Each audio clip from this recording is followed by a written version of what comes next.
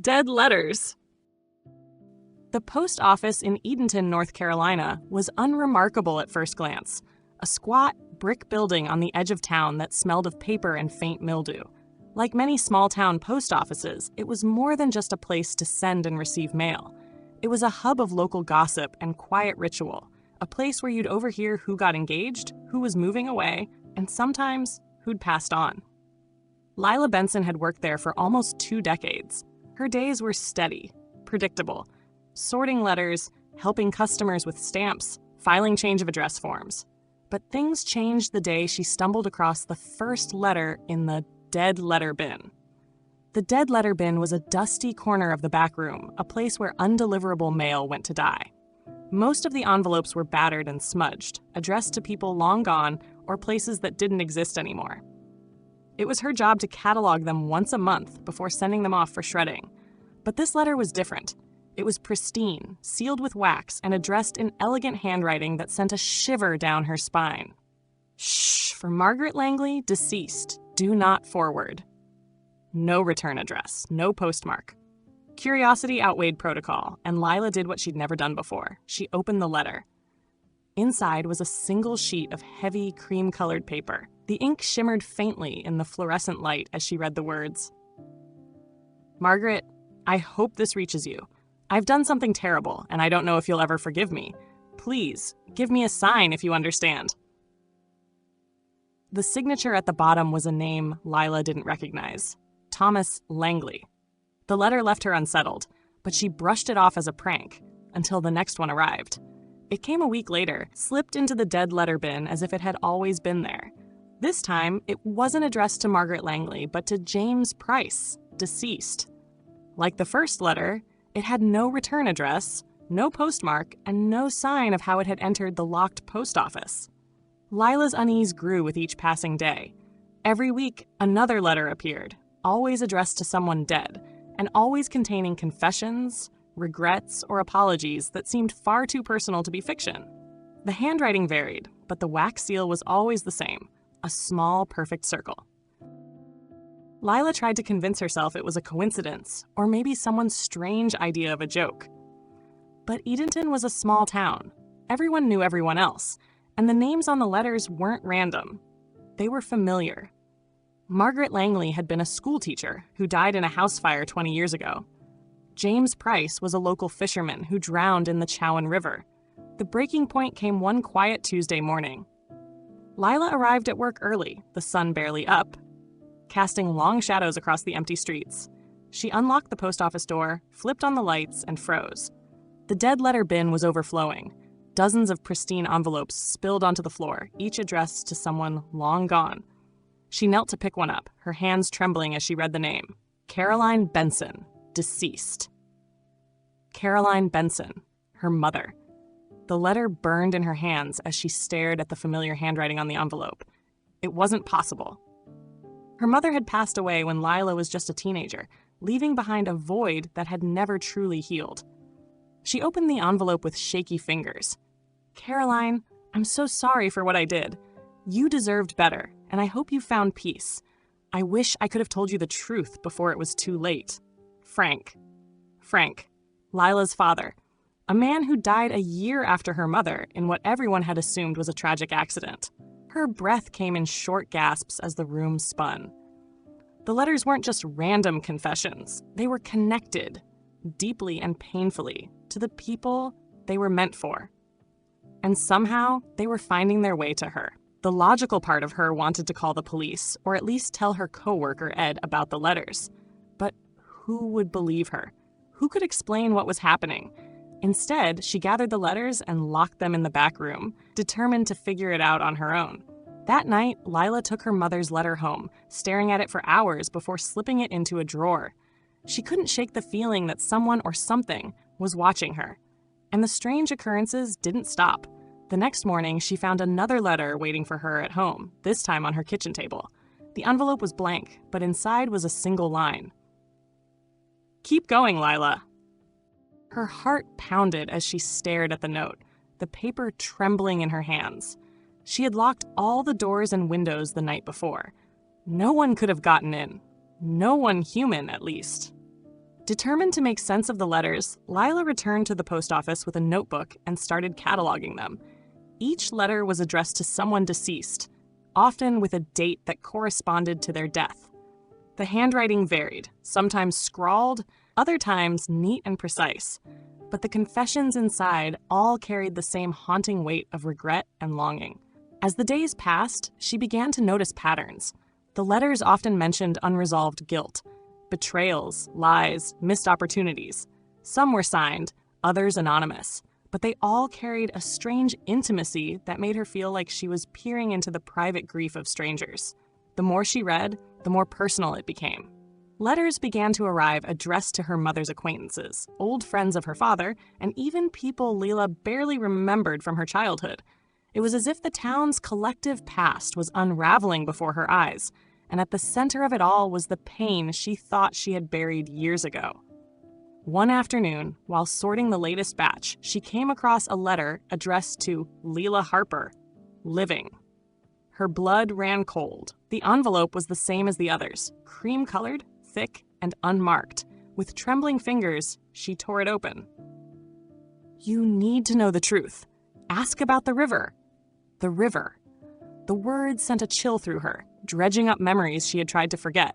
Her father had drowned in the Chowan River after his boat capsized, a freak accident, or so she'd been told. But something about the letter's tone hinted at more. Lila couldn't ignore it any longer. She began digging into the town's history, spending hours in the dusty archives of the local library. She pored over old newspapers, police reports, and handwritten journals, piecing together fragments of the past. What she found made her stomach twist. The Chowan River was more than just a body of water. It was a place tied to stories of betrayal and tragedy. A fishing dispute that ended in violence. A missing child never found. Her father's name appeared again and again, always at the edges of something dark. Then she discovered the article. Local man found dead in apparent drowning. Frank Harper suspected in disappearance of Caroline Harper. She read the words over and over, her mind refusing to believe. But there it was, in black and white. A story of a woman who had vanished and a husband who had been a suspect. Her father. Her mother. Lila felt the weight of the letters pressing down on her, as if the spirits of the dead were all crying out at once. The truth wasn't just about her family. It was woven into the fabric of Edenton itself. And now it was her responsibility to confront it. Lila sat in her car outside the library, gripping the steering wheel so tightly her knuckles turned white. Her thoughts raced as she pieced together fragments of memories with the revelations she had just uncovered. The stories her mother used to tell about her father. His charm, his warmth, his fierce loyalty clashed violently with the accusations in that article. But another part of her resisted the idea that her father could be guilty.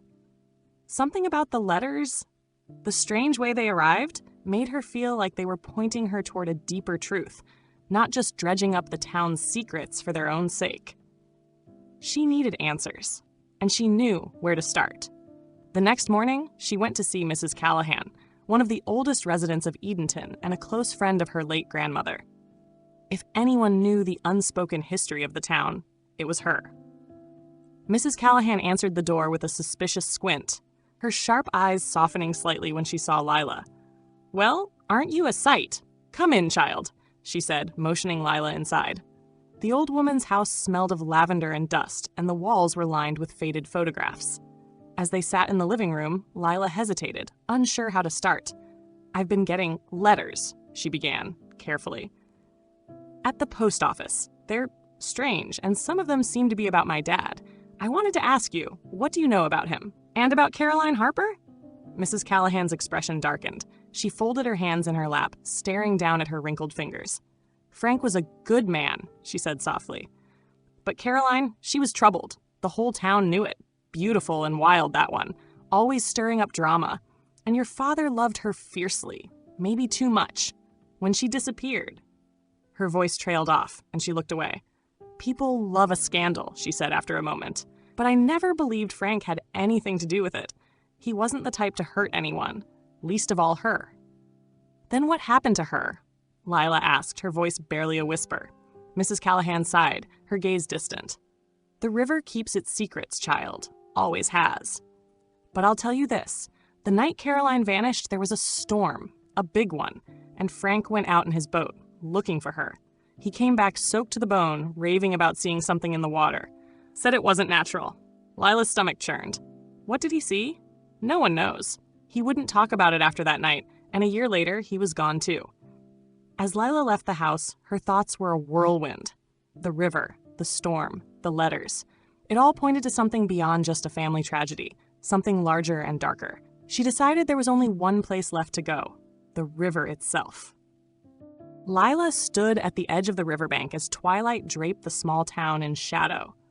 The water moved sluggishly, its surface reflecting the muted hues of the dying sun. The river, so often romanticized in childhood stories, now seemed ominous, its depths holding more than just mud and reeds. She had brought the letters with her, tucked into her backpack. They felt heavier now, as if the truths they carried were pulling her down.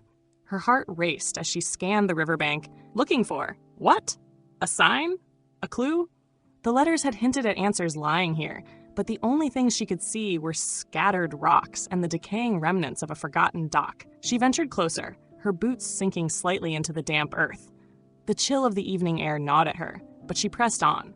And then she saw it. Half buried in the silt near the old dock was a rusted mailbox. Its red flag stood upright, unnaturally bright against the decay surrounding it. Her breath caught as she approached, her footsteps hesitant. The mailbox shouldn't have been there. It was impossibly out of place, as though it had been waiting for her. Lila crouched down, her fingers trembling as she reached for the lid. It creaked loudly as she opened it, the sound echoing in the silence. Inside was a single envelope, yellowed and damp but intact. Her name was scrawled on the front in the same handwriting as the other letters. She ripped it open, her pulse pounding. The message inside was short, but its words chilled her to the bone. Meet me where the river bends. Midnight. Come alone. She stared at the note, her mind racing. This wasn't just about the past anymore. Someone or something was pulling her into the present, demanding her involvement. The decision to go wasn't a decision at all. She knew she had no choice. As midnight approached, she found herself standing at the bend in the river, a secluded spot hidden by overgrown trees and thick brush. The moonlight barely penetrated the canopy, casting eerie shadows over the rippling water. "Hello?" she called out, her voice barely audible over the river's gentle gurgle. For a moment, there was nothing. Just the sounds of the night. And then she saw it. A figure emerging from the darkness, stepping closer. Lila's breath hitched as the figure came into view. It wasn't what she had expected. Not a stranger, not someone tied to the town's history. It was her father. He looked older than in her memories, his face weathered, his eyes filled with sorrow and fear. "Dad?" she whispered, her voice breaking. He nodded, his expression heavy. "You shouldn't have come here, Lila." Lila's knees felt weak, and she staggered back a step. Her father's face, the one she had etched into her memory since childhood, was unmistakable. But this couldn't be real. He had died 5 years ago. She had stood at his graveside, clutching her mother's hand as the casket was lowered into the earth. This isn't possible," she stammered, her voice trembling. Her father raised a hand, his expression a mixture of anguish and urgency. "I know what you're thinking, and I wish I had time to explain it all. But you have to trust me, Lila. You need to leave this place. Now." Her mind reeled, confusion battling with fear. "Leave? What's going on? What are you doing here?" He looked down at the river, his jaw tightening. "I don't have much time. I've been trying to warn you through the letters. I didn't think you'd find them, at least not so soon." "The letters?" Her breath caught as realization dawned. "It was you? You sent them?" He nodded. "I've been trying to reach you, to keep you from digging too deep. The truth about this town, about me, about why I had to disappear. It's dangerous, Lila. If you keep pushing, it will consume you, just like it did me." She shook her head, the weight of his words pressing down on her. "But you didn't disappear. You died. We buried you." He flinched, his gaze darting to the shadows behind her. "I didn't die, at least not in the way you think." "What does that even mean?" she demanded, her voice rising. "You left us. Mom, me. I needed you, and now you're standing here acting like—" "Lila, please," he interrupted, his voice breaking. "I had no choice. The river, it takes what it wants, and when it takes you, you don't come back the same. Her heart pounded as his words sank in. The river? What are you talking about? Before he could answer, a low, guttural sound rippled through the air. It wasn't the river's natural flow. It was something else, something alive. Her father's face twisted in fear. They're coming. You have to go. Now. Lila turned, her instincts screaming at her to run, but her feet wouldn't move. The shadows along the riverbank seemed to writhe, coalescing into shapes that defied reason. Twisted, amorphous figures that pulsed and shimmered like water in the moonlight. Her father grabbed her arm, his grip surprisingly strong. No matter what happens, don't look into the water. Do you hear me? Don't look! She nodded, her breath coming in shallow gasps, and together they started to run. The figures followed, their movements fluid and unnatural, their whispers like the rustle of leaves in a storm. As they sprinted through the underbrush, Lila felt a strange pull, an invisible force tugging at her, urging her to stop and turn back. She resisted, her father's grip anchoring her, but the whispers grew louder, more insistent. Keep going, he urged, his voice strained. We're almost there! But Lila could feel the pull growing stronger, her thoughts clouding. The river wanted her, and it wasn't going to let her go without a fight.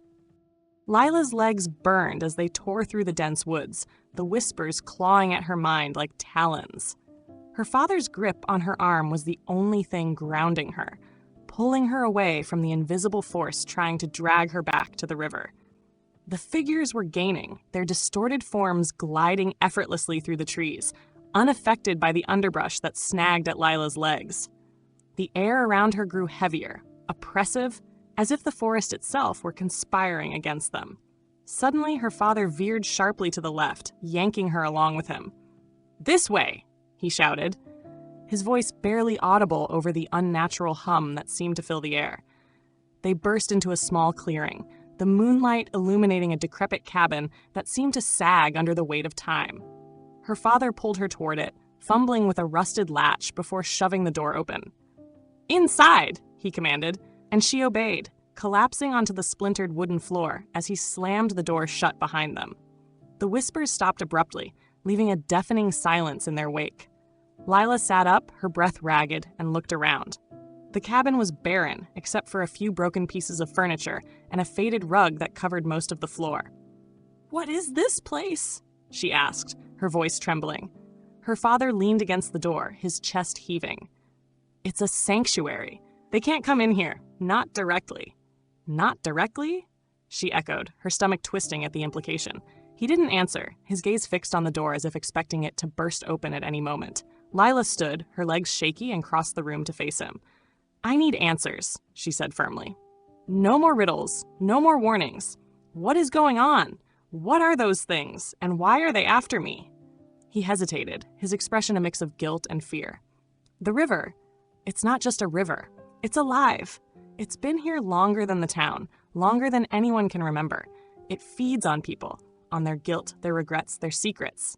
That's how it got me." Lila's mind reeled. "Feeds on people? You're not making any sense." Her father's jaw tightened.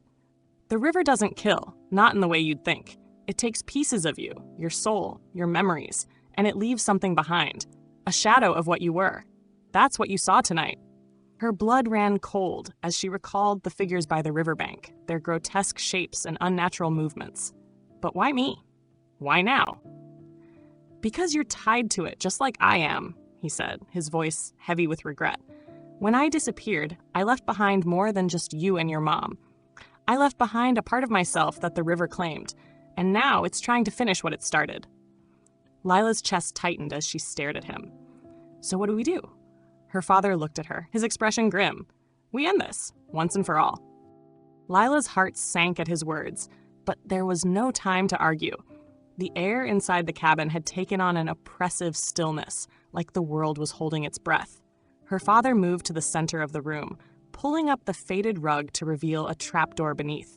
He opened it, revealing a narrow staircase that descended into darkness. "What's down there?" she asked, her voice barely above a whisper. "Something that might give us a chance," he replied. "But it's not without risk. If you don't trust me, you can leave now. But if you want to fight this thing, we have to go down there together." Lila hesitated, the weight of the decision pressing down on her. The whispers outside had resumed, faint but insistent, like a rising tide. She clenched her fists and nodded. Let's do it. The stairs creaked under their weight as they descended into the musty darkness. Her father carried an old lantern, its flickering light casting long, eerie shadows on the stone walls. The air grew colder the deeper they went, and the whispers seemed to grow louder, as if the very walls were alive with the voices of the river's victims. At the bottom of the stairs, they entered a cavernous chamber. The walls were covered in strange, undulating patterns that seemed to shimmer and shift in the lantern's glow. In the center of the room stood a large stone basin filled with dark, stagnant water. Her father set the lantern down and turned to face her. "This is the source," he said, "the river's connection to this world. If we destroy it, we sever the link and free ourselves." Lila approached the basin cautiously, the hair on the back of her neck standing on end. The water inside was impossibly dark, its surface smooth and unbroken despite the faint ripples of movement beneath. "How do we destroy it?" she asked. Her father's face hardened. "We have to give it what it wants." Her stomach dropped. "What it wants? What does that mean?"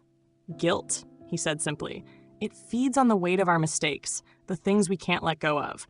We have to confront it, to show it that we're not afraid anymore." Lila shook her head, backing away from the basin. "This is insane. What if it doesn't work? What if it just takes us?" He stepped closer, placing a hand on her shoulder. "It's a risk, but it's the only way. I've spent years running from this, and all it's done is make things worse. It's time to face it, together." The whispers grew louder, more insistent, as if the river knew they were close to defying it.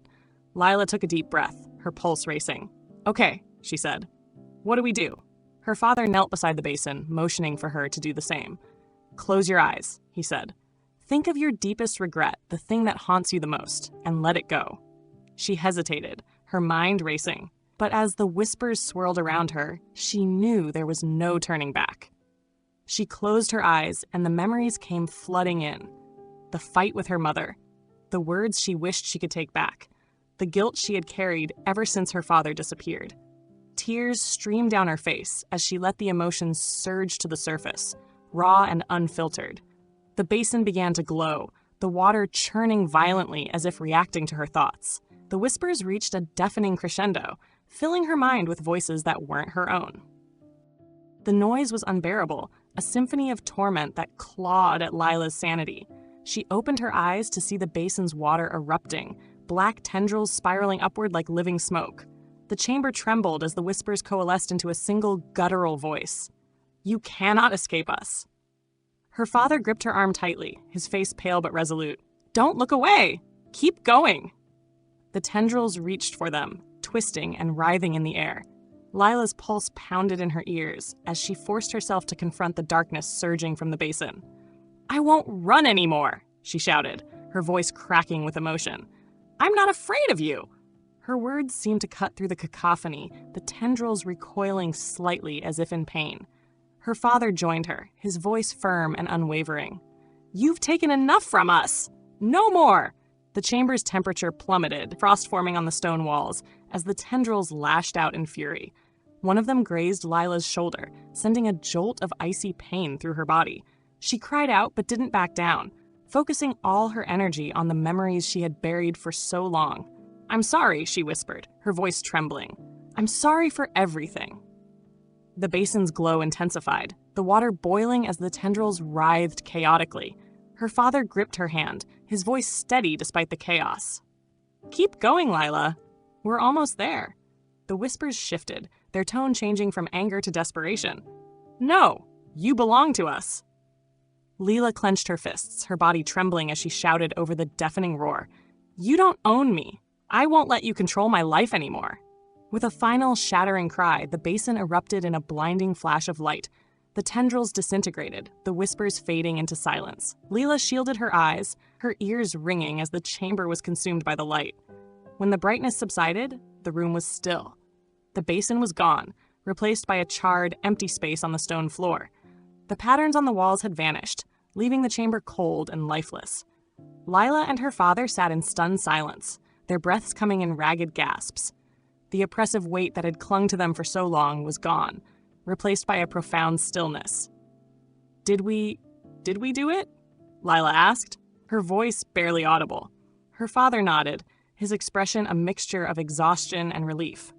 I think so. They helped each other to their feet, their legs shaky but determined. The climb back up the stairs felt impossibly long, but with each step, Lila felt lighter, as if a massive burden had been lifted from her shoulders. When they emerged into the crisp night air, the river's ominous whispers were gone. The water flowed quietly, its surface smooth and unbroken. For the first time in years, Lila felt a sense of peace.